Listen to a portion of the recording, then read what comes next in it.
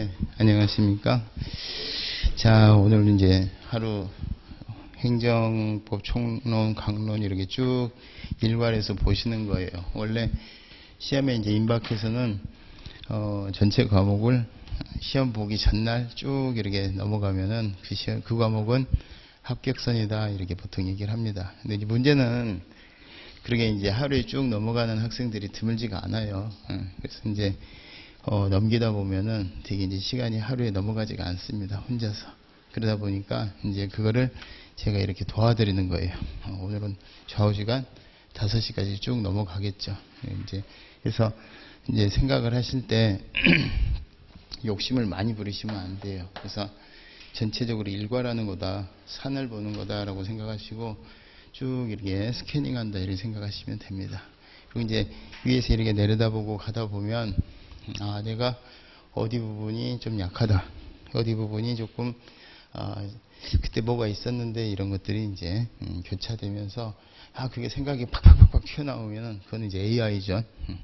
근데 그렇지 않더라도 그 정도만 돼도 합격권이 되시니까 너무 스트레스 받지 마시고 쭉 스키핑하는 시간을 가져보시고, 만약에 이제 하다가 조금 내가 그 부분 좀 보완을 해야 되겠다. 왜냐면은 이제 7급이나 9급 공무원 학생들은 이 시험으로 끝나거든요. 근데 여러분들은 또 2차 시험이 있으니까 그 부분이 좀 더 미진하다 그러면은 표시를 해놨다가 남는 시간에 이제 보완을 이렇게 하시면 돼요. 그래서 제가 항상 하는 말씀이 이제 전체적으로 이 법학이라고 하는 것은 흐름이 있습니다. 그러니까 흐름이 있어서 자연과학처럼 2하고 3, 4 사이에 뭐가 있어. 그럼 3 이런 게 아니라 대충 몰라도 이게 2보다 크고 9보다 작다 그러면 맞출 수 있어요.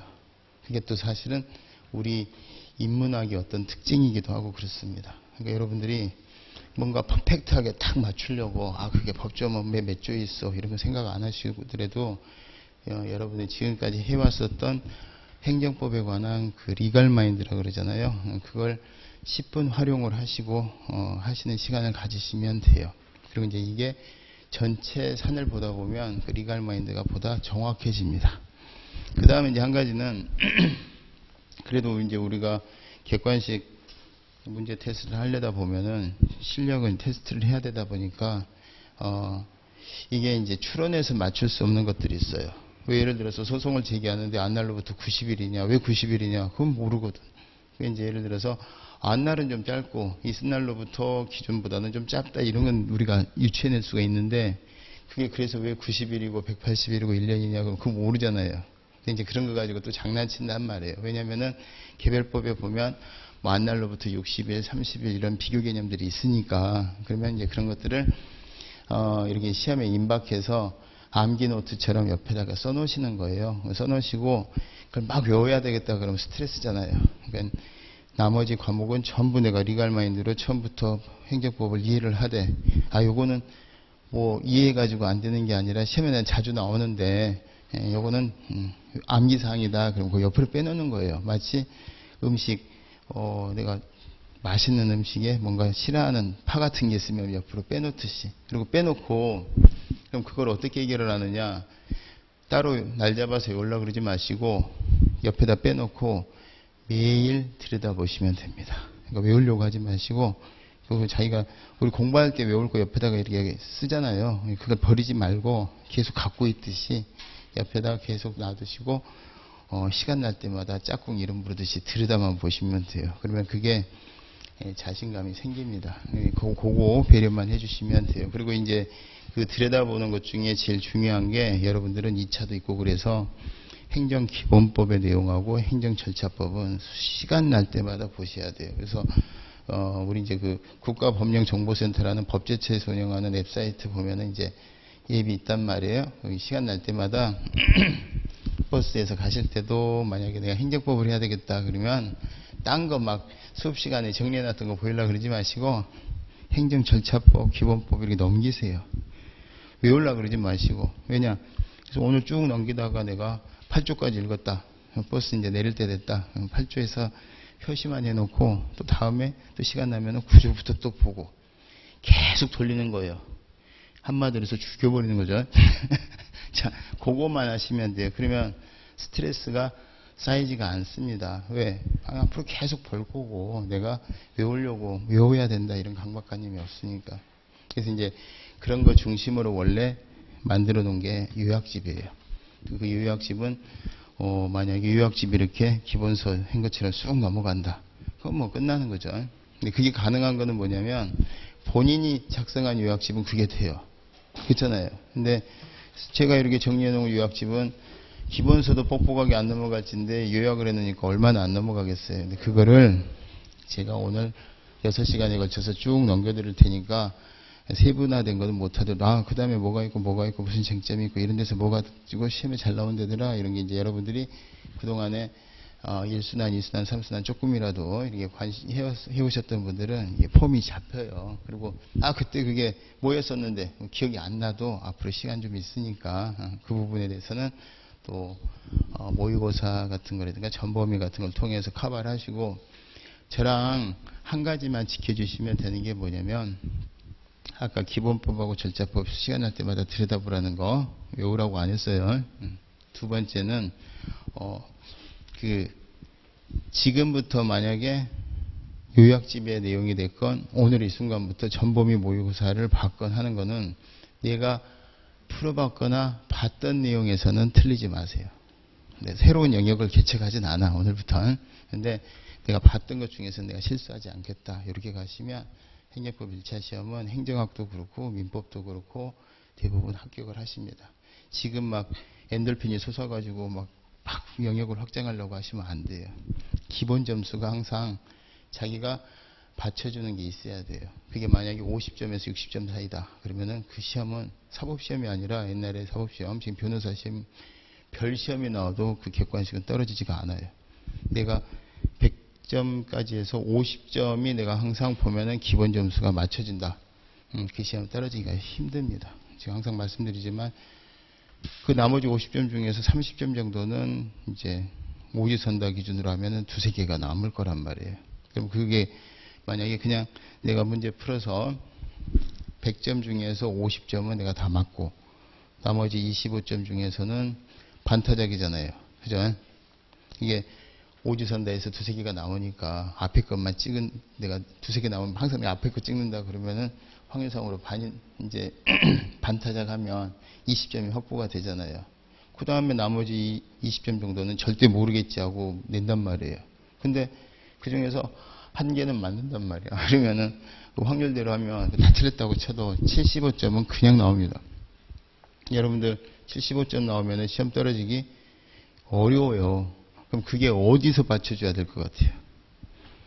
막 내가 애매한 거, 2개 남을 때, 3개 남을 때, 거기가 아니라 밑에 50점이 튼튼하게 항상 나와줘야 돼요. 근데 출제 기준이 그렇습니다. 저도 출제 의뢰를 받으면 항상 좀 공부 좀 한 친구들은 점수가 나와야 돼요, 안 나와야 돼요? 주는 점수가 있어. 그 주는 점수가 몇 점이에요? 50점이야. 그 다음에 변별력을 기르기 위해서 30점. 그 다음에 10점에서 15점은 절대 모르겠지. 이 절대 모르겠지는 왜 나오냐면은 예를 들어서 행정법 강론 같은 거. 거기서 시험을 안 내면 애들이 제껴버린단 말이에요. 시험 과목에서 후치기수를 찍어버려. 책에서 찢어내버려. 안 봐버려. 그러니까 보기는 봐라라는 취지에서 나오긴 나온다고 출제를 한단 말이에요. 근데 그거를 그러면은 맞추려고 강론을 날 잡아서 다 한다. 그건 학자로서는 좋은 얘기지만 수험생으로 봐서는 비효율적인 짓이란 말이에요. 근데 수험생 입장에서 그러면은 강론을 다 버리고 선생님 그러면은 그거 다 버려버리고 하지 말까요? 남들 한 만큼 해야 되는 그 룰이 뭐다? 이때까지 나왔던 기출문제 있잖아요. 거기서 또 나오거나 관련되고 나오면은 맞추는 정도. 그죠? 그 정도만 준비하시면 돼. 그러니까 예를 들어서 공익사업을 위한 토지 등의 취득 및 보상에 관한 법률이다. 근데 2차에 다 하겠다. 그럼 감정평가서가 돼야 돼. 근데 그럼 바보 같은 짓이고 뭐다? 자주 나오는 85조 2항의 뭐 형식적 당사자 소송 정도 내가 나오면 내가 맞추겠다. 이렇게 가는 거죠. 자, 그러면 여러분들이 생각하시기에 주는 50점 다 받고 5, 60점 다 받고 나머지 30점 중에서 반타작인데 반타작이 더 나옵니다. 왜냐하면은 기본 점수가 확보되는 과정에서 이게 연필 굴려서 하는 게 아니잖아요. 자기가 어느 정도 행정법에 지식을 갖고 접근하다 보니까 거기서 7할 정도를 확보하고 나머지 절대 모르겠지 하는 건데 선생님들이 다 절대 모르겠지를 출제하는 게 아니라 그 중에 반은 맞출 수 있게끔 제가 그걸 뭐라 그래요? 강론의 탈을 쓴 총론 문제라 그래요. 총론적인 지식이 있으면 충분히 맞출 수 있게끔 나머지 5개 지문 중에 4개는 강론 자구석진데 하나가 이러고 있어. 무슨 말인지 아시겠지?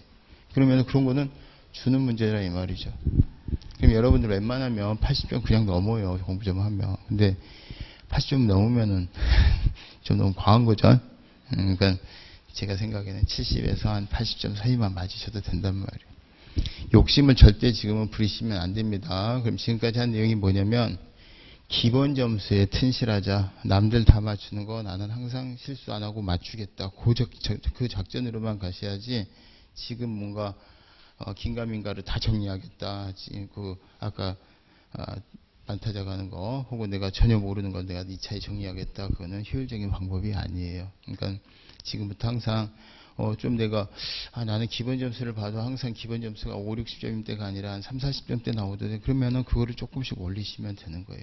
그 시간이 요 시간이 되고 그 점검하는 시간에서 내가 어디 부분이 조금 약하구나 그런 거를 체크를 하시는 기회가 되시면 됩니다. 항상 퍼펙트하게 기획자고 퍼펙트하게 실현을 해서 퍼펙트한 점수를 인문 서예과학은 그런 거 아니에요. 시험 보는 날까지 최선을 다해서 거기서 준비된 양 가지고 가서 시험해 봐서 실수 안 하고 평가받는 겁니다. 그리고 그게 만약에 부족하면 쿨하게 인정해야지. 그건 막 선거에 불복하는 그 못난이처럼 그럼 되겠습니까? 그러니까 이제 근데 나는 이만큼 하고 난 이랬었는데 왜 이 점수가 나와? 그것도 웃기는 거예요. 그러니까 있는 거 가지고 내가 가서 평가한다. 지금 어떤 때다? 내가 가지고 있는 거 다지고 새로운 지식이 들어와서 이 지식을 밀어내면 안 돼요. 다지고 하나가 얹혀지는 그런 성격. 만약에 얹혀지는 게 얘가 이걸 밀어내려고 그러는데 이거 안 받는 게 차라리 나아요. 이거 가지고 가서 시험 보는 게 낫습니다. 제가 이제 우스갯소리라는 게 어제도 이제 지금 또 9급 시험이 또 6월 달에 또 있어요. 그래서 이제 학생들도 또 그걸 수업하다가 왔는데 예를 들어서 김연아가 열심히 이제 3바퀴 도는 거 연습해서 갔는데 갔더니 막 아사다마오가 막 4바퀴씩 돌고 있어. 5바퀴씩 돌고 있어. 그럼 나는 2바퀴 반에서 3바퀴밖에 준비를 안 했는데 얘 막 5바퀴씩 돌고 있어. 그리고 진짜 막 돌아. 그러면 한 바퀴 더 추가할까? 그 순간 망하는 거예요. 무슨 말인지 아시겠죠? 여러분들 뭐 하는 거다? 준비해온 거 그대로 해서 실수 없이 해서 있는 그 점수 받는 거예요. 지금 한 바퀴 더 추가해볼까? 반 바퀴만 더 돌아볼까? 그러면 폭망하는 겁니다. 폭삭하는 거예요.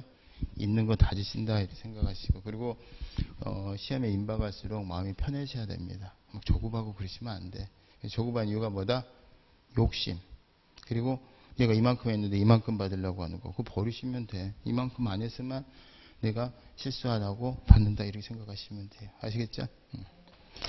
자, 쭉 스키핑 하면서 여러분 좀 빠르게 가니까 모르는 것도 있을 수가 있어요. 근데 그런 거에 연연해 하지 마시고 내가 들리는 게 많으면 네, 좋다. 이렇게 장점을 체크하시는 게 좋습니다. 5페이지에 가서서 행정의 의, 이거는 시험에 안 나옵니다. 그죠? 제끼시면 돼요. 그 다음에 6페이지 가셔서 형식적, 실질적 의미의 행정입법, 사법 이것도 시험에 안 내요. 그러니까 만약에 나온다면 뭐냐면 이 부분은 뭐였어요? 행정입법 이렇게 목차가 나오잖아요. 그럼 행정입법이 법규명령, 행정규칙 이런 걸 말하는데 행정입법 할 때 앞에 행정은 뭐예요? 행정부가 제정한 이런 거니까 그게 형식적 의미의 행정이에요. 그리고 뒤에 입법은 뭐예요? 행정부는 원래 구체적인 처분 같은 거 개별적이고 구체적인 거 하는데 얘네들이 국회에서 만드는 것처럼 국회에서 법률 만드는 것처럼 입법하는 것처럼 얘네들이 명령이나 행정규칙을 만들더라. 그럴 때 입법이네. 그러면 행정 입법하면 앞에 행정은 뭐고? 형식적 의미의 행정이고 뒤에 입법은 실질이 법규범을 만드는 거구나. 그런 거 이해하기 위해서 이제 설명을 드리는 거예요. 그렇기 때문에 이거 이해를 위한 거지 수험생 관련해서는 별로 중요한 게 아닙니다. 제끼시고. 그 다음에 이제 여러분들이 6페이지에 보면 오른쪽에 보면은 그 도표에 실질적 의미의 사법이라 그래서 뭐 국회의원 자격심사, 징계, 행정심판 이런 게 나오잖아요. 요게 이제 시험과 관련해서는 뭐가 의미가 있냐면은 우리가 원래 행정 행위 중에서 마치 지가 판사인 양 판단 선언하는 짓거리를 하는 행정행위가 하나 있어요. 그걸 확인이라 그래요. 확인. 준법률행위적 행정행위 중에 확인이라 그러는데 그 확인이 의문이나 다툼을 원래 의문이나 다툼이 있으면 법원에 가서 해결을 하는 사법이 그게 맞는 건데 행정행위라는 걸로 그걸 해결을 해주는 거예요. 그래서 행정심판 재결이라든가 이런 것들을 우리가 확인이라 그러고 이 확인을 하게 되면 의문이나 다툼을 물론 법원은 아니고 행정부지만 뭔가 높은 입장, 고권적인 입장에서 해결해 준 거기 때문에 신뢰가 많이 생겨요. 그래서 오전에 이거 네 거, 특허청에서 이거 네 거야 해놓고 오후에 근데 미안한데 그거 나 본보갈래 그러면 승질 날 거 아니에요. 응? 오전에 내가 합격했다고 행정사 막 집에서 마을잔치 했는데 오후에 미안한데 너 아니야 이러면 막 가는 거잖아요. 그래서 함부로 못 바꾸는 효력이 생겨요. 그걸 뭐라 그런다? 불가 변력 그래요. 그래서 그러면 그거를 한번 이렇게 보시면 여러분들이 이게 짧으니까 왔다리 갔다리 하는 거잖아요. 그래서 여러분들 행정행위 종류 중에 53페이지부터가 그 내용이 좀 나오는데 57페이지 한번 가볼까요? 57페이지. 요약집 57페이지 가서 보면은 준법률행위적 행정행위 그래서 공정통지 수립 확인 그러는데 그 56페이지 왼쪽에 확인이 거기에 해당되는 거예요. 의문이나 다툼이 있는 이렇게 들어가죠. 그리고 이제 그게 의문이나 다툼이 다 해소됐고 그 사람이 우리가 의문이나 다툼 다 해소됐고 그 사람 합격자 맞아요. 그렇게 증명해 주는 걸 공적 증명한다 그래서 공증이라 그런단 말이에요. 그래서 공증을 우리가 이제 요 변호사 사무실이라든가 법원에 가서 공증받으러 간다 그러면은 되게 우리가 뭐라 그러냐면 확인받으러 간다 이런단 말이에요. 확인받으러 간다 그래. 그러다 보니까 공증하고 확인하고 좀 헷갈리는데 그럴 때 그 차이가 뭐냐?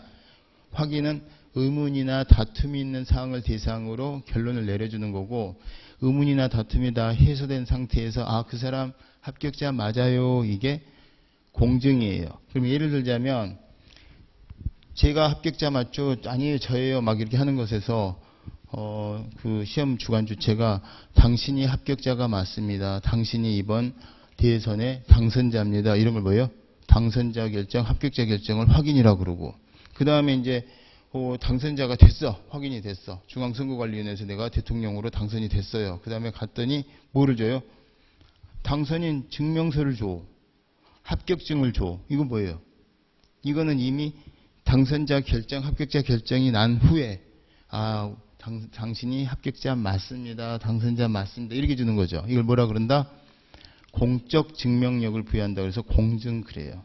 그러니까 운전면허 그러면은 허가인데 운전면허증을 교부한다. 어디서 증명서를 교부한다. 이거 다 뭐겠어요? 다 공증이다 이 말이지. 이제 그렇게 기억을 하시면 돼. 그래서 57페이지에 와서 보면 그 공통수학 그렇게 이제 외우기 쉽다 그래서 선배들이 그렇게 해서 저도 그렇게 써놨는데 공통수학에 확인 보면 의문이나 다툼이 있는 이렇게 돼 있고 공증에 보면 뭐라고 돼 있어요? 의문이나 다툼이 없는. 이거 갖고 장난 많이 칩니다. 그리고 확인해 보면 당선자 결정, 합격자 결정, 도로 결정, 발명 특허, 교과서 검인정 이런 것들이 들어가요. 그러니까 여러 교과서가 있는데 그 중에 이 교과서가 제일 중고등학생들한테 적합해 보인다. 이런 것들. 자, 이런 것들이 의문이나 다툼이 있는 사안에 대해서 정해준다. 제가 먼저 발명한 거예요. 아니에요. 저예요. 하는데 특허청에서 이거는 네가 발명한 거 맞는데 이런 것들이 다 확인으로서 이렇게 들어가는 거예요. 아시겠죠? 요게 이제 대부분은 뭐다? 마치 실질에 있어서는 사법적인 성격을 갖는 것들이 좀 있습니다. 다시 앞으로 가셔서 6페이지로 가시면. 자, 그 다음에 6페이지 가셔서 이제 그 정도 의미로만 기억을 해주시면 돼요. 그 다음에 7페이지로 가서 보시면 이제 법치주의로 들어가기 전에 법치주의 예외가 있다고 그랬죠? 법치주의 예외. 그래서 통칭이라고 개념 짓고 각 나라에서 다 인정하고 있고 우리나라도 인정하고 있습니다. 넘기시고 그러면 통칭의로 인정되면은 법치주의가 적용되지가 않아요. 그래서 사법부의 심사를 못 받습니다. 자, 그러면 법치주의가 좋은 거예요? 법치주의 예외인 통칭의가 좋은 거예요? 법치주의가 당연히 좋은 거죠. 근데 어쩔 수 없이 나라가 위기에 처하거나 긴급성이 요구되거나 일정한 부분에 국민의 통합 이런 걸 정치라 그런단 말이에요. 정치는 타협이라 그러고 법은 타협이라고 하질 않아요. 법의 목적은 정의라 그러는데 정의의 반대말이 불의거든요. 근데 법은 불의와 타협이 절대 허락이 되지가 않습니다. 그런데 정치는 용어 자체가 타협하고 동의어예요. 무슨 말인지 아시겠죠? 그러니까 예를 들어서 그 통챙이는 어떤 타협적인 성격이 있기 때문에 부득불 우리가 인정되는 거란 말이에요. 그 중에 하나가 대부분 나라가 위기에 처했을 때, 정말 우리가 위기에 처했을 때 매뉴얼을 미리 마련을 못 해놨어. 만약에 법으로. 그러면은 그 매뉴얼이 없으니까, 정해진 법이 없으니까 법이 없잖아요. 그 법적 근거가 없이 어떤 국가 긴급권이라는 걸 조치하다가 나라를 망해먹는 게 맞느냐. 아니면은 법을 어겨서라도 법에 근거가 없는데 막 해서 나라를 일단 지킬 거냐. 이 문제부터 시작을 한 거예요. 그래서 되게 국가 긴급권에서 시작을 해서 국론 통합 차원의 사명권까지 이렇게 쭉 이어집니다. 제가 근데 여기서 주의하셔야 될 것은 통챙이는 예외적으로 인정되는 거다 보니까 99.99%가 통챙이가 아니에요. 그리고 통챙이가라고 과거에 인정되는 것들도 확대되는 추세다, 축소되는 추세다, 축소되는 추세예요. 그러면은 여러분들이 뭘 외우셔야 돼? 통챙이인 것만 외우시면 돼. 그리고 기억 안 나면 다 뭐다? 통챙이가 아니에요. 그러면 8페이지에 그 도표를 보시면 통챙이의 긍정한 것이 계엄 선포, 비상계엄 선포, 확대, 남북 정상회담 개최, 특별 사면, 정부가 제안하고 노무현 정부가 제안하고 국회가 동의를 해서 이라크의 자이툰 부대 파병 결정 이런 것들이 있단 말이에요. 자, 그러면 요거만 기억을 하시면 돼. 그런데 요게 통챙이고 나머지는 다 통챙이가 아닌데 시험에 잘 내는 게 자, 비상계엄 선포 확대행위가 과거에 박정희 대통령 때 했었던 것들은 다 통챙이성을 인정을 했는데 5공화국을 이제 박정희 대통령과 비교해서 군부, 신군부 그러잖아요. 그 신군부에 의해서 1980년 5월 달에 선포했었던 비상계엄은 나라를 위한 것이 아니라 정권 찬탈을 위해서 한 것으로 본단 말이에요. 그래서 그 처벌에 관한 법률이 5.18 관련자 처벌에 관한 법률이에요. 거기에 이제 그 계엄과 관련된 애들 처벌 규정이 있었을 거 아니에요. 근데 그때 이제 그 대상이 되는 사람들이 노무현, 그 전두환, 뭐 이제 노태우, 뭐 이제 종호용 이런 사람들이 쭉 있었단 말이에요. 근데 그 사람들이 형사사법재판소에서 우리는 나라를 위해서 통합 차원에서 한 거니까 니들이 심사할 사항이 아니다 이렇게 주장을 한 거란 말이에요. 근데 그 부분에 대해서 1980년 5월 달에 선포한 비상계엄은 나라를 위하는 게 아니라 나라의 기강을 깨트리기 위해서 그게 이제 국헌문란 목적이라는 거예요. 우리가 이제 헌법할 때 헌자가 헌병할 때 헌자란 말이에요. 그게 기강이란 뜻이야. 그러니까 나라를 지키기 위한 게 국가 긴급권인데 국헌을 문란하기 위해서 한 거니까 너네는 통챙이 아니야 이랬단 말이에요. 그런데 이런 걸 쭉 설명을 하면서 시험에 낼 수가 없잖아요. 그러니까 지문에 그냥 확 박아버려. 요약을 해서. 그랬을 때 이렇게 나온단 말이에요. 비상계엄 선포 확대행위 그러면 이거는 통챙이성을 인정했었던 박정희 때 통챙이, 그 다음에 비상계엄, 그 다음에 오른쪽에 비상계엄 선포 확대라고 똑같이 나왔는데 뒤에 범죄 행위에 해당하는지 여봐. 그거는 5.18 특별법의 대상이 되는 거, 국헌문란 목적으로 그거 말하는구나 이렇게 되는 거예요. 그러니까 약속이기 때문에 왼쪽은 통챙이가 아니고 오른쪽은 통챙이에요.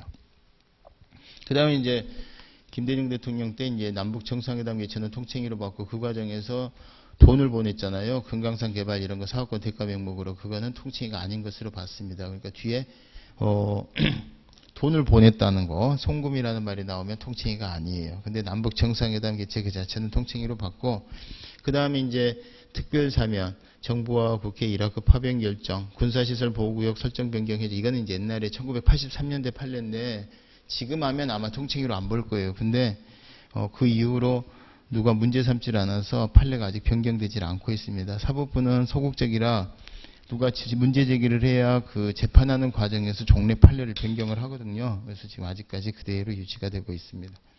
그 다음에 주의하셔야 될 게 오른쪽에 보면 김영삼 대통령이 실시했었던 금융실명제, 긴급재정경제명, 이것도 국가 긴급권인데 이것도 통챙이라고는 봤지만 이게 국민의 기본권과 밀접한 관련성이 있는 통챙이라면 우리 심사할 테야 그리고 심사를 하는 거예요. 이게 통챙이 어떤 그 본연의 모습이 지금 축소돼 가는 추소인 거예요.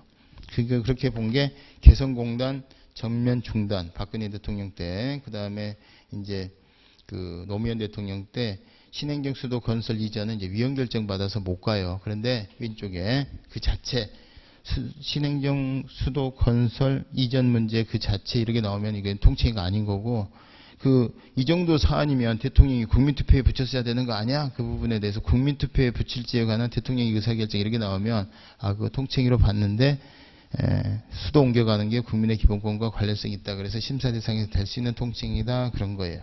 자, 그럼 여러분들이 기억하셔야 될 게 뭐다? 가운데 것만 기억하시면 돼요. 비상계엄 선포 확대, 남북정상회담 개최, 그 다음에 요거만 기억하시면 되고, 특별사면 이라크 이라크의 파병 결정, 그 다음에 군사시설 보호구역 설정 변경 해제, 그 다음에 나머지는 다 통칭이가 아니에요. 그 다음에 혹시라도 이제 꼬시는 게 대북 송금이라든가 비상계엄이 범죄행위에 해당하는지 여부라든가 이렇게 나오면 그거는 이제 통칭이 아니다 이렇게 기억하시면 되고, 그 바로 위에 긴급조치라고 돼 있는데 여기 이제 통칭이었다가 아닌 걸로 바뀐 거란 말이에요. 그 박정희 대통령 그 사공화국 유신헌법 때 있었던 건데, 그래서 이것도 통칭이가 아닌 것으로 바뀌어가거나 점점 범위가 축소돼 가고 있는 추세다 이렇게 해서 정리해 두시면 되겠고, 그 다음에 이제 9페이지에 와서 보면 법치주의가 나오는데, 법치주의의 내용이 법률에 근거가 있어야 된다는 유보 원칙과 법률 우위 원칙 두 가지로 이해가 돼요. 근데 그 10페이지 맨 하단에 보면 법률 유보 원칙이 오늘날에는 더 철저하게 하기 위해서 진짜 중요한 거는 국회가 꼭 스스로 정해야 된다라는 원칙으로 가요. 이걸 의회 유보 원칙이라고 그러고요. 포괄이행 금지 원칙의 한 발전된 형태다 이렇게 생각하시면 돼요. 그래서 그러면 요게 어떤 것들이 진짜 중요한 거냐 이런 문제가 생기잖아요. 그 부분에 대해서 TV 11페이지 맨 상단에 보면 TV 수신료 금액 결정, TV 수신료 납부 의무자의 범위, 그 다음에 토지 등 소유자들이 우리끼리 모여서 몇 %가 넘어야 몇 분의 몇이 돼야 여기 재개발을 할 거냐, 반대하는 사람들의 반대를 무리치고 이런 것들이란 말이에요. 그 다음에 지방의회 의원에 이제 뭐 유급 보좌 인력 두는 거, 이런 뭐 사실 별로 중요한 것 같지는 않은데, 특히 조직 영역이라 우리 국민에게 별 큰 영향을 안 주는 것 같은데 판례가 그렇게 봤어요. 그래서 요거 추론해서 맞히기가 조금 어려운 거여서 그런지 자꾸 잘 물어보니까 요 3개 정도는 이제 기억을 해 두십니다. 자, 그 다음에 넘기셔서 12페이지에 가서 보시면 행정기본법 이렇게 돼 있고요. 성문법, 그다음에 불문법, 관습법, 판례법 할 때, 판례법은 원래 판례가 법인 나라가 있죠. 영국이나 미국. 근데 우리는 그게 아니기 때문에 원래 판례는 법이 아니에요. 그래서 오른쪽에 보시면 동종사건에 관한 과거 판례는 기속력이 없어요. 그러니까 옛날에 어떤 판례가 있었다. 그게 법처럼 다가오지가 않습니다. 근데 지금 판례 있죠. 지금 판례. 그러니까 지금 판례가 아니라 지금 상급법원의 판단, 내 사건에 대해서. 예를 들어서 내가 고등 1심에서 예를 들어서 유죄, 2심에서도 유죄. 그럼 상급심에 갔는데 무죄하래. 그래서 빠꾸당했어. 요즘 신문에 나오는 뭐예요? 파기 환송이잖아요. 파기 환송은 파기를 하고 니들 아래, 그러니까 이제 고등법원의 판단이 잘못됐으니까, 법리적인 문제가 있어 잘못됐으니까 그 전제를 대법원의 판단에 맞춰서 수정해서 다시 재판하라는 거잖아요. 그럼 빠꾸를 보냈어. 빠꾸를 보냈는데 상급법원의 판단에 대해서도 나는 그래도 고집을 부리면 어떤 일이 생기겠어요? 계속 돌죠. 그러면 신급제도라는 게 무의미해지죠. 그래서 바로 빠꾸당한 사건은 꿀어야 된다 이 말이야. 대법원의 판단한 법리에 맞춰서 다시 재판해야 된다는 문제가 생겨요. 그러면 아니 상급법원의 판단은 하급심을 그럼 싹 다 기소하는 거 아니야? 아니, 바로 그 사건에 대해서만 이러는 거예요. 그럼 만약에 종전에 그 비슷한 사건에 대해서 과거에 있었던 그 판단은 그거는 인정이 안 되지. 그거 인정하는 나라는 영국이나 미국 같은 판례법을 법원으로 보는 나라고, 우리는 성문법계이기 때문에 그건 아니고. 그래서 법원조직법에 보면은 상급법원의 판단은 당해 사건 혹은 해당 사건에 관하여 하급심을 기소한다라는 말이 나오거든요. 야, 이거 판례법 인정한 거 아니야? 아니, 당해 사건, 해당 사건이니까 그거는 바로 그 사건이라는 얘기지. 1심의 판단이 2심에서 빠꾸당했거나 2심의 판단이 3심 대법원에서 빠꾸당한 경우에는 그건 거기에 맞춰서 꾸려란 얘기고, 그 전에 비슷했었던 사건, 아, 그거는 이제 아무 상관없는 거야. 그게 바로 판례법 인정 여부인데 우리는 그거 안 하거든. 이렇게 되는 거예요. 그래서 지문에 당해 사건 내지는 해당 사건 그러면은 기속되고요. 유사 내지는 동종 사건 이렇게 나오면 그건 기속 안 되고요. 아시겠죠? 자, 그 다음에 이제 13페이지에 가서 보시면 행정법의 일반 원칙 이렇게 나오는데 신뢰보 원칙의 요건 5가지가 선행조치. 그래서 그걸 믿었어요. 믿었어. 근데 그리고 난 다음에 믿은 다음에 내가 열심히 가기까지 막 얻었어. 상대방이 조치를 했어. 이 상대방은 갑이에요. 갑. 근데 왜? 믿었기 때문에 했거든요. 이게 이제 인과관계야. 근데 선행조치에 반하는 후행조치가 있는 거지. 그러면 1번의 선행행위 내지는 선행조치랑 5번의 후행조치는 원투 제스처가 있는데 이게 두 개가 서로 상반되는 거예요. 앞에서는 해준다 그래놓고 뒤에서는 안 해주고, 앞에서는 내가 세금 부과 안 할게 해놓고 나중에 세금 부과하고, 이런 게 뒤에 후행조치가 앞에 선행조치를 믿었던 나의 신뢰를 위배하는 거 아니냐, 이런 문제가 생기는데, 아, 위배 맞다. 그래서 그런 경우에도 위법이 된다. 아니, 그런 법이 어디 있는데? 없는데 우리 불문법상의 조리, 신뢰보 원칙에 반해서 위법이 된다 그래요. 그래서 이제 신뢰보 원칙에 따라서 이제 위법이 되는 경우가 참 많은데, 판례에 가서 보면 뭐가 많겠어요? 대부분이 행정청이 내가 언제 약속했는데 이게 많아. 그래서 선행조치에 대한 판례가 겁나 많은 거예요. 그러니까 이제 선행조치가 그러면 어떤 거냐라고 봤더니 대법원이 공적견해 표명이라는 표현을 쓰면서, 자, 이 부분은 평균적으로 이렇습니다. 서비스 차원에서 대답한 거, 이런 거는 선행조치로 안 보는 거예요. 그러다 보니까 그거를 우리가 어떻게 이해를 하느냐, 넘겨보시면 14페이지에 선행조치의 A번의 공적견해 표명이 좀 구체적이어야 된다는 거죠. 그러니까 예를 들어서 제가 이번에 관악구 무슨 아파트 몇 동 몇 호에 사는데 이번에 세금 얼마 내나요? 이렇게 물어봐야지, 되게 서울에서 평균적으로 아파트 얼마 내나요? 세금 이렇게 물어보는 거에 대한 대답이다. 자, 그래서 나는 그것만 믿었다. 그건 안 된다는 거예요. 그게 추상적 지리에 대한 회신, 일반론적인 견해 표명 이런단 말이에요. 근데 그 일반론적 견해 표명의 대명사가 뭐예요? 법률이나 이런 일반적인 어떤 규범이 제정되는 거예요. 그래서 내가 어떤 규범이 제정되니까 나는 내가 거기에 해당되는 줄 알았다. 그건 지가 김칫국 마시는 거지. 선생님께서는 몇 동 몇 호인데 어떻게 해당되십니다. 이런 조치를 안 했잖아요. 구체적으로. 그래서 법령이 제정되거나 그러니까 이제 15페이지에 가서 보시면 오른쪽에 법령, 행정계획, 헌법재판소 판례 이런 것들 있잖아요. 그래서 나는 법률이 제정되니까 나는 거기에 내가 해당되는 줄 알았다. 예를 들어서 공무원들 추가 임용에 관한 법률이 만들어졌다. 그래서 나는 내가 이번에 공무원이 될 줄 알았다. 그건 지 생각이지. 무슨 말인지 아시겠죠? 혹은 이 일대가 체육시설공원구역으로 지정이 돼서 나는 내 땅에 정구장 당연히 설치할 줄 알았다. 그런 건 안 된단 말이에요. 그래서 계획이라든가 법률, 명령, 헌법재판소 위헌결정 이런 것들이 일반성을 띠는 거여서 선행조치로 안 봐요. 근데 주의하셔야 될 게, 그러면 법령 자체는 절대 선행조치가 될 수 없나요? 아니요, 선행조치는 돼요. 이렇게 또 얘기를 해요. 그럼 그건 무슨 말이냐? 자, 법령이 제가 이러이러한 내용의 대통령령을 만들겠습니다. 그럼 만들어야 돼, 안 만들어야 돼? 그럼 만들어야 돼. 그래서 법령을 제정하거나 제가 이런 행정계획을 하겠습니다. 제가 이런 식의 결정을 하겠습니다. 그럼 그건 지켜야 돼. 그래서 법률, 명령, 행정계획도 선행조치가 될 수는 있어요. 하지만 그래서 약속했던 대로 법령이 만들어졌어. 그 법령이 만들어진 게 나에 대한 약속으로 볼 수 있느냐? 그건 아니라는 거예요. 그래서 그거를 지문에서 잘 눈치껏 고르셔야 돼. 무슨 말인지 아시겠지? 눈치껏 잘 골라야 되는데 출제하는 입장에서 어떻겠어요? 출제하는 입장에서는 잘못하면 복수정답이 될 수가 있겠죠. 그래서 웬만해서 잘 안 내요. 근데 일단은 그 취지는 기억을 해 놓으시고, 그다음 14페이지로 다시 가셔서 이 공적 견해 표명은 어느 정도 구체적이어야 된다는 점에서 추상적 지리에 대한 일반론적인 견해 표명 안 되고, 그 대표적인 게 법률, 명령, 계획이 수립되더라, 이런 것들이더라, 이렇게 얘기를 하고요. 그 다음에 보건복지부 장관이 앞으로 시골에 가서 종합병원 개원하면 내가 지방세 안 내게 할게 이렇게 약속을 했는데 나중에 지방세가 나오더라.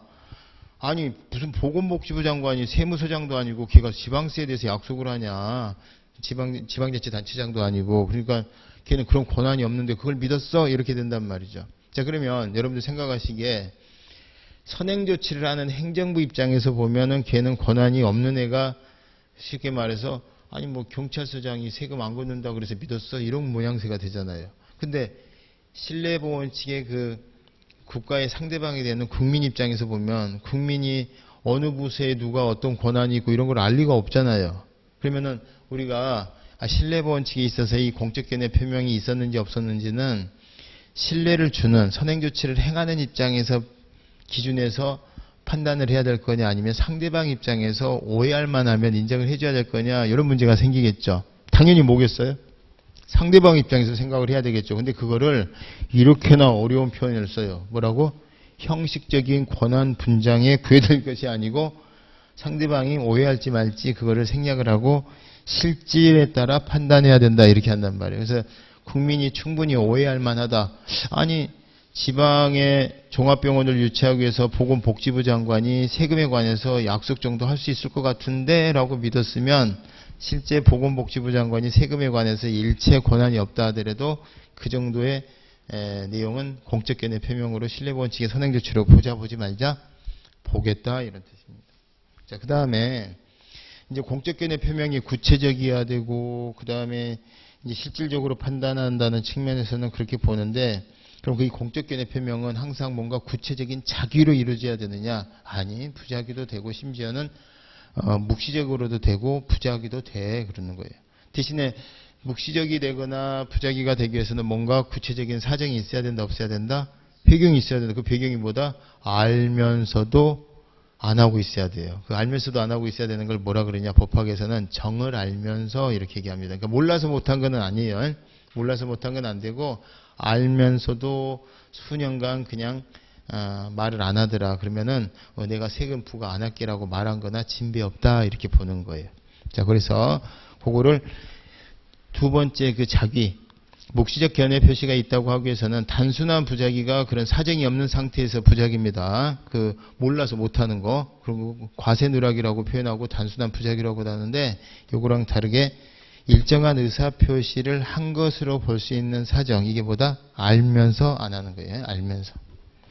그 다음에 이제 부작위도 해당이 됩니다. 그래서 머릿속으로 생각하시면 왜 신뢰보원 측에서는 이 공적견해 표명에 이렇게 판례가 집중하고 있을까? 우리도 되게 그러잖아요. 너 옛날에 나한테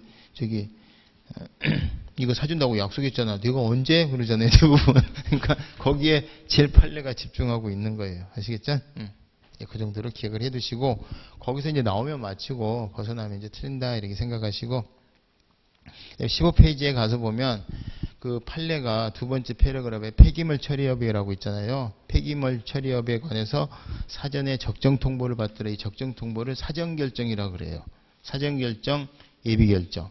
근데 요게 이제 선행조치인데, 그래서 이제 나중에 해줄 줄을 믿고 다 나머지 요건 갖춰서 갔더니 나머지 요건을 못 갖췄다가 아니라 뭐예요? 이거 해주면은 청소업자가 난립해서 조금 너무 좀 공익이 해야 할 것 같은데, 원래 가능해요. 왜냐면은 폐기물 처리업 허가가 재량이기 때문에 얼마든지 공익을 들어서 거절할 수 있는데, 그 전에 뭐를 해서 너는 적정한데 이런 통보를 받고 진행한 거라면 그 정도의 청소업자 난립 같은 걸 들어서 거절하는 것은 좀 안 되겠다라는 겁니다. 그러면 이 판례를 여러분들 폐기물 처리업 적정 통보 나왔을 때 청소업자 난립 나오면 이건 안 돼. 그 다음에 폐기물 처리업 적정 통보를 했다. 그럼 예를 들어서 관악구청 앞에 하게 해줄게 라고 했어. 근데 그럼 이제 폐기물 처리업이라고 하는 본처분에 대한 약속이지, 그 일대를 내가 다 계획을 변경을 해서 도시계획을 변경을 해서 그런 약속까지는 볼 수가 없다는 거죠. 자, 거기 오른쪽에 보시면은 폐기물 처리업에 대해서 사업계획에 대한 적정 통보는 그것만으로는 계획 변경까지 그러니까 이제 행정계획까지 변경해 주겠다는 약속으로는 볼 수가 없겠다예요. 아시겠죠? 자, 그러면 두 가지입니다.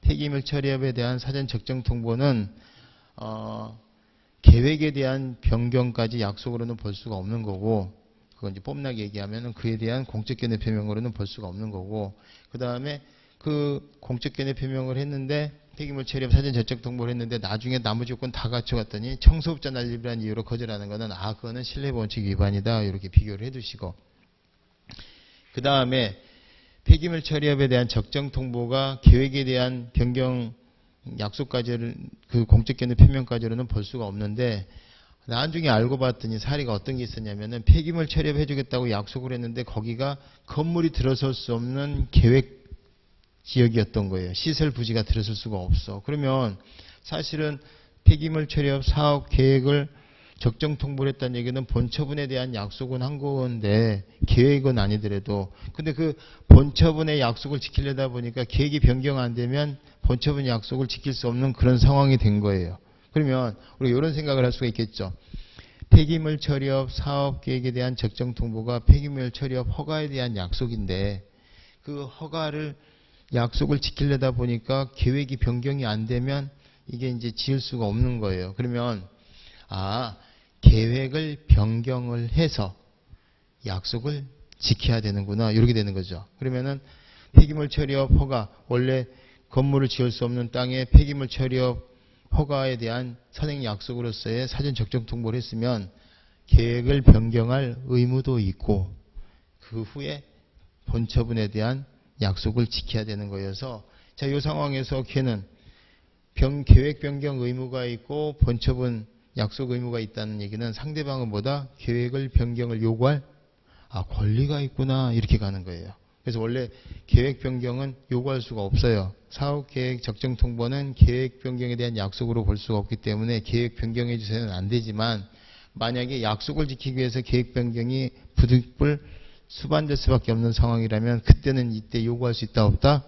있다. 자, 그거를 각주에 보시면 요 판례가 나와요. 각주에 보시면은 15페이지의 맨 하단에 가서 보면 장래 일정한 기간 내에 관계 법령이 규정하는 시설을 갖춰 일정한 처분을 관한 신청을 할 수 있는 법률상 지위 있는 자가 뭐냐면 너가 이거 해준다고 약속했으니까 나 폐기물 처리업 허가해줘 이렇게 약속을 이제 했는데 가서 봤더니 그 지역이 국토이용 계획상 건물이 들어설 수 없는 지역이었던 거예요. 그러면은 원래 폐기물 처리업 사업 계획 적정 통보는 계획 변경에 관한 의무로는 볼 수가 없다 그랬는데 자, 이걸 거부를 하면 이게 실질적으로 원래 약속했었던 폐기물 처리업 허가를 거부하는 모양새가 될 때는 이때는 변경도 해줘야 된다. 그래서 변경 요구할 권리가 있다. 이렇게 가는 거예요.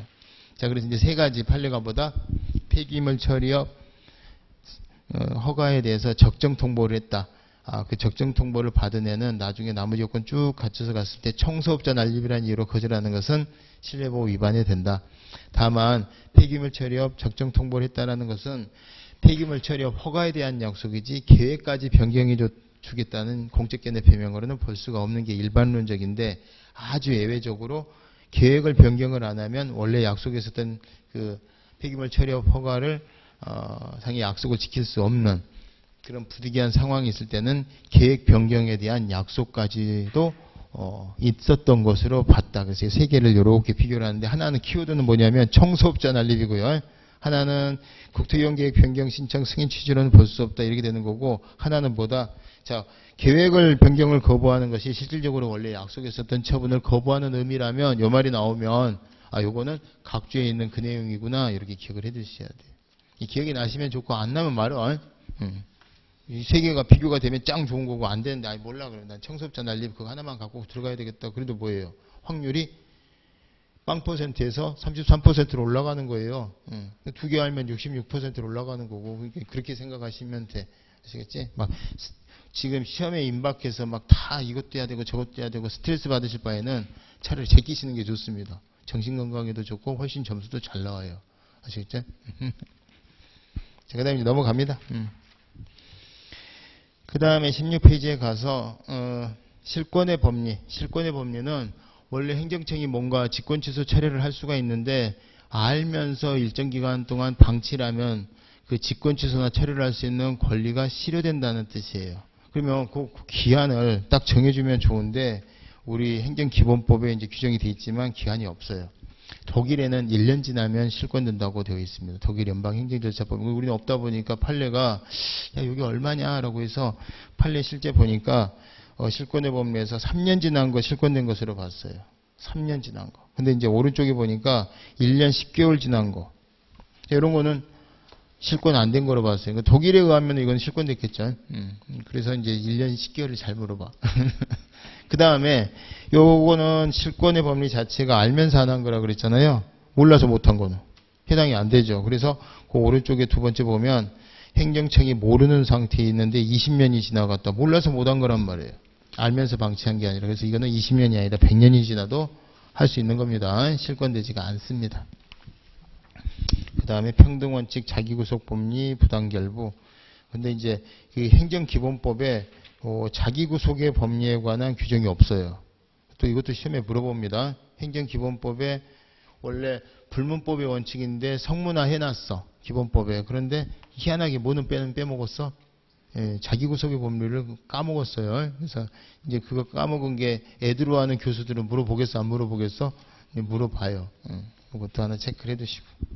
그 다음에 이제 신의 성실, 성실 의무, 권리남용 금지 원칙 이런 것도 들어가 있습니다. 행정법의 법원의 효력 발생 시기. 자, 이제 우리는 불문법의 원칙에 대해서 좀 살펴봤지만 실제 우리나라는 성문법계 국가니까 성문법이 제일 중요해요. 성문법은 어떻게 만들어서 공포라는 절차를 이제 시행을 합니다. 공포를 어떻게 하는 거냐라고 봤더니 관보 또는 신문 발행으로 해요.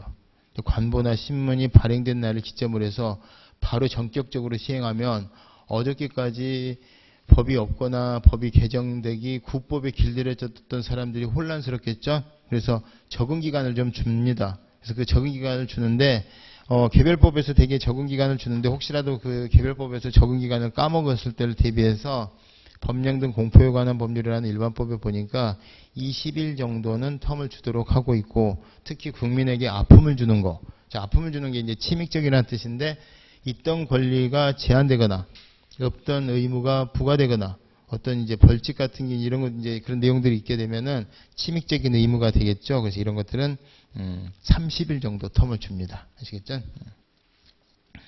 자, 그래서 그 밑에 도표를 보면 법령 등 공포에 관한 법률에서는 그 발행된 날의 개념에 대해서는 규정을 안 하고 있는데 그 발행된 날의 개념은 관보 이런 게 발행이 돼서 중앙보급소에 도달이 돼 있는데 국민 5천만인가요? 5,200만에서 많이 줄은 걸로 알고 있는데 5,200만 중에 누군가가 딱 손을 뻗으면 닿을 수 있는 시점으로부터 20일, 30일 이렇게 계산하는 것으로 보고 있습니다. 자, 그 다음에 넘어가시고요. 우리가 이제 법령이 공포가 되면 심지어 오늘 공포했으면은 특별한 규정이 없으면 20일, 30일 지나서 장려를 갖는 건데 거슬러 올라가는 거는 도도가 안 되겠죠. 그래서 소급은 금지가 원칙입니다. 그래서 18페이지 가면 소급이 금지가 원칙인데 이때 금지가 원칙인 소급을 진정소급이라 그래요. 다 끝난 거 들춰내는 거. 그래서 이미 완성된 사실, 종결될 사실, 기성사실에 대해서 소급하는 거 안 되는 게 원칙이고 허용되는 예외가 있습니다. 원칙은 항상 예외가 있으니까 여기보다 예외는 이런 것들 플러스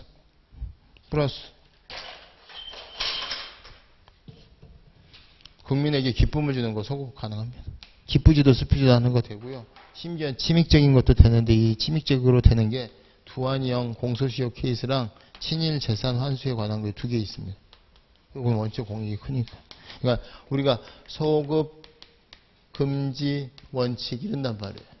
근데 이때 금지가 원칙이 소급은 무슨 소급이다? 다 끝난 것들 전에는 진정소급이고 이 진정소급이 원칙이다 보니까 예외가 있는데 그 예외가 뭐다? 국민에게 기쁨을 주거나 기쁘지도 슬프지도 않거나 심지어 아픔을 주더라도 이 두 가지 경우에는 침익적인 내용을 인정을 했다. 그죠? 두한영이 옛날에 58년, 1980년에 다 사고친 건데 김영삼 정부 들어와서 처벌에 관한 법률이 만들어졌잖아요. 그런 것도 허용을 했습니다. 역사 바로잡기라고 하는 큰. 그러니까 결국 법은 뭐예요? 비례원칙이 거의 베이스에 깔려있다고 보시면 돼요. 그리고 이제 진정 이게 소급 금지 원칙 할 때 소급은 진정 소급인데 요거랑 비교되는 개념이 뭔가 걸쳐져 있는 소급, 그게 이제 계속 중, 진행 중이라는 소급인데 그걸 이제 부진정 소급이라 그러죠. 그러니까 전체를 하나의 행위로 보고 맨 꼬리를 기준으로 하다 보니까 앞대가리는 이제 신법의 적용 대상이 되는 게 원칙인 부진정 소급, 요것은 허용의 원칙입니다. 그러니까 아무 말 없으면 뭐예요? 진정 소급. 그 다음에 이제 행정법 같은 경우에는 친절하게 이미 종결된 사실에 대해서 그러면은 진정소급, 금지원칙, 예외 허용. 그 다음에 진행 중, 계속 중인 상황에 대한 소급. 그러면은 요거는 원칙적으로 허용되는 부진정 소급이지 이렇게 체크를 하셔야 됩니다.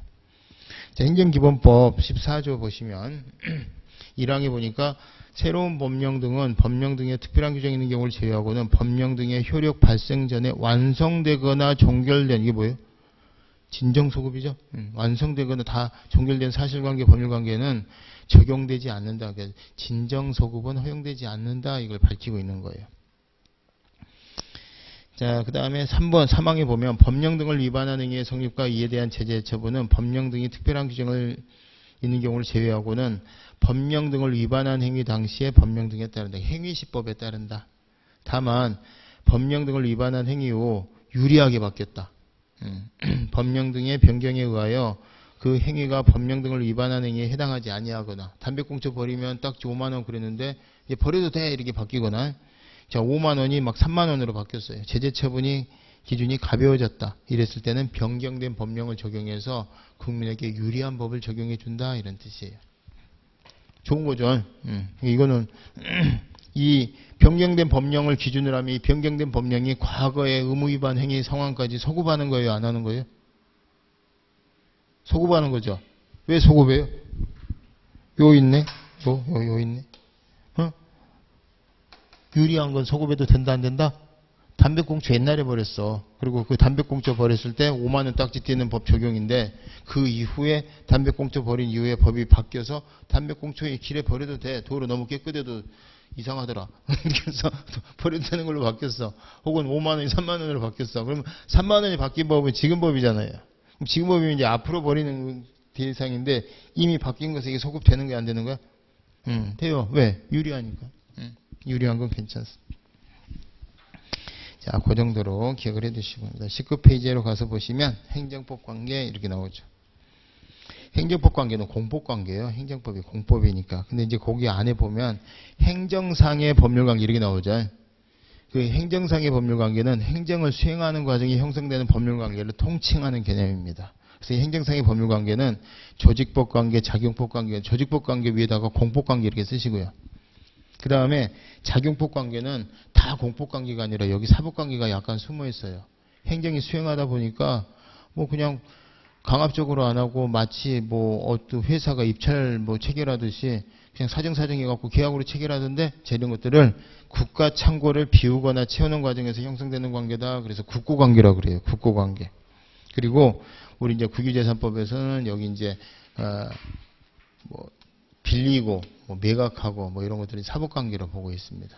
그 다음에 이제 행정사법이라는 거, 실질은 행정인데 형식이 사법으로 수행되는 거 이런 것들을 사법관계라고 그래요. 그러면 여러분들이 이제 주의하셔야 될 것은 여기 분류를 몰라도 되는데 지문에 행정상의 법률관계에 관한 설명할 때는 여기는 공법사법이 다 들어가 있는 행정이 수행되는 과정에서 형성되는 법률관계를 통칭하는 개념이다. 이렇게 생각하셔야 되고 다음 행정법 관계 이러면 행정법 관계는 거기 공법 관계라고 되어 있는 작용법 관계에서 권력 관계, 관리 관계를 중심으로 물어보는 개념이다. 이렇게 구별을 하실 수가 있어야 돼. 안 그러면은 객관식에서는 조금 혼란이 올 수가 있습니다. 자, 그 정도로 기억을 해두시고 그 다음에 20페이지에 가서 보면 사실 공법 관계냐 사법 관계냐는 한 가지 기준이 아니라 여러 가지 기준으로 구별을 하다 보니까 구별이 쉽지가 않습니다. 근데 실익은 너무 커요. 왜? 여러분들 만약에 이제 행정사고 있는데 누가 왔는데 보니까 뭐예요? 이거는 민사법원에 가야 될 거야. 그러면 제 사항이 아니네요. 이렇게 해야지.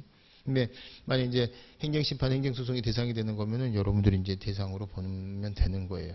근데 그래서 공법관계, 사법관계 구별이 제일 중요하단 말이에요. 실제 공과사 구별이 제일 중요한 건데 우리가 이제 판례가 요거는 행정법원 관할 맡고 그리고 쭉 갈 거고 이거는 민사법원 관할 맡고 쭉 갈 거고 근데 우리가 다는 몰라도 자주 나오는 거 정도만 좀 체크를 해보자. 그 20페이지에 사법관계는 저기 민법 시간에 자주 나오는 것들이 있고 공법관계 보면은 오른쪽에 도표에서 국유재산법의 일반재산의 대부관계, 매각관계, 대부료 이렇게 나오면요. 전부 다 왼쪽에 사법관계인데 대부료를 얘가 미납을 해서 강제 징수한다 그럴 때 뭐 원고 대한민국 피고 갑해가지고 재판에서 탈핵 집행하려다 보니까 되게 번거로워. 그래서 법에다가 다들 자력 집행할 수 있는 강제징수 근거를 다 넣어놨어요. 그러다 보니까 그 징수 영역만 뭐예요?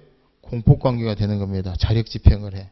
그래서 왼쪽에 이 국가 소유 국유 일반 재산의 매각, 대부료, 부가, 통지 이런 거 나오면 다 사법관계고요. 대부료, 징수 이런 게 나오면 그거는 이제 공포관계로 생각하시면 돼요. 그 다음에 이제 변상금 부가처분 자주 나오는데 공포관계고요. 그 다음에 귀속재산 불화, 행정재산의 목적의 사용수익에 대한 허가, 이거는 특허라 그랬죠. 그러니까 국가가 공적인 용도로 쓰이는 행정재산을 특별하게 나한테 쓰게 해준다. 자, 이거 다 특허로 봐요. 특허. 그 대표적인 게 뭐예요? 도로를 나한테 특별하게 쓰게 해준다. 일반인들이 막 쓰면서 반사적 이익을 얻는 영역인데 나한테 특별하게 쓰게 해준다. 내가 카센터 하는데, 내가 주유소 하는데, 이게 도로 점용 허가, 하천 점용 허가, 뭐 이런 것들은 다 보다 허가라고 돼 있지만 특허다. 그럼 특허는 이 행정행위가 권력적이잖아요. 수익적이긴 하지만, 그래서 권력관계에 들어갑니다. 그 다음에 밑으로 쭉 내려가셔서 왼쪽 하단에 보면 20페이지 맨 하단에 계약 금전 파트에 부당이득 반환 청구하고 국가배상이 있어요. 요게 부당이득 반환, 국가배상, 손실보상, 이게 행정법 학자들은 자꾸 민법에 뺏기는 게 싫어서 이거 공법관계야 막 그런데 판례가 그거 다 사법관계야 막 이런단 말이에요. 그래서 요것도 꼭 기억을 해두시고 부당이득 반환, 국가배상. 그 다음에 21페이지 오른쪽에 와서 보시면 일반적으로 근무관계라고 돼 있는 것 중에서 공사공단에서 임직원이 근무하는 거 다 사법관계로 보는데 오른쪽에 보면은 농지계량조합의 조합원이다. 자, 이런 건 특별권력관계예요. 근데 농지계량조합의 직원이라고 돼 있죠. 그러면은 왼쪽처럼 도시공사 뭐 임직원처럼 사법관계일 것 같은데 이거 다 특별권력관계로 봤습니다. 그래서 당진 농지계량조합의 직원 근무관계 이렇게 나오면 요거는 특별권력관계로 권력관계로서 공포관계로 봤다. 요거 하나 체크해 두시고, 그 다음 나머지 쭉 내려오셔서 손실보상 파트에 가서 보면은 일반적인 손실보상 아까 국가배상처럼 다 사법관계인데 공포관계로 보는 몇 개가 있어요. 하천법 관련된 거, 하천법 관련 특별조치법상의 손실보상, 이거 공포관계로 봤고, 형식적 당사자 소송 있죠. 그 손실보상금 증액 감액에 대한 증감 청구 소송, 이거는 다 당사자 소송 형식을 취하니까 공포관계로 보고 있습니다. 그 다음에 이제 맨 밑에 입찰 참가 자격 제한 조치, 이제 행정청이 하는 것은 공포관계고, 그 다음에 공사공단이 하는 것은 사법관계다. 자, 이렇게 이제 구별을 하고 있는데 이것도 조금 유념해서 기억을 해두시고요. 자, 그 다음에 넘어가겠습니다.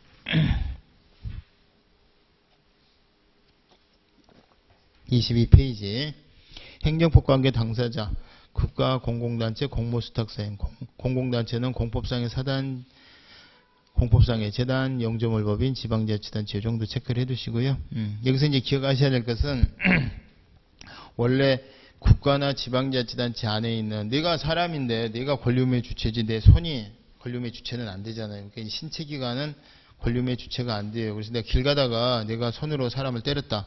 상대방이 나를 상대로 소송을 제기해야지 내 손을 상대로 소송을 제기할 수 있는 건 아니잖아요. 근데 국가가 법인으로서 나고 국가에 내 손에 해당하는 걸 행정기관이라고 한단 말이에요. 근데 그 행정기관이 원래 이제 행정부 이름 달린 거는 다 행정기관인데 예를 들어서 차관 이름으로는 처분을 못 하는데 장관 이름으로는 처분을 하니까 차관이나 장관이나 다 행정기관인데 장관은 행정기관이면서 행정청이다 이런 표현을 쓴단 말이에요. 근데 이제 만약에 장관이 보건복지부 장관이 처분을 했다, 국방부 장관이 처분을 했다, 다 대한민국이 피고가 돼서 대통령이 이제 그걸 대행해서 대표해서 나가면은 이게 대통령이 뭘 자기가 어떻게 했는지도 모르겠고, 그래서 실제 그 처분을 한 행정청을 그냥 그 처분의 적법 위법 여부를 다투는 항고소송에서 관한하는 마치 행정기관인 행정청을 소송에서의 권리의무의 주체로 보자. 이게 시험에 잘 나오는 거예요. 그래서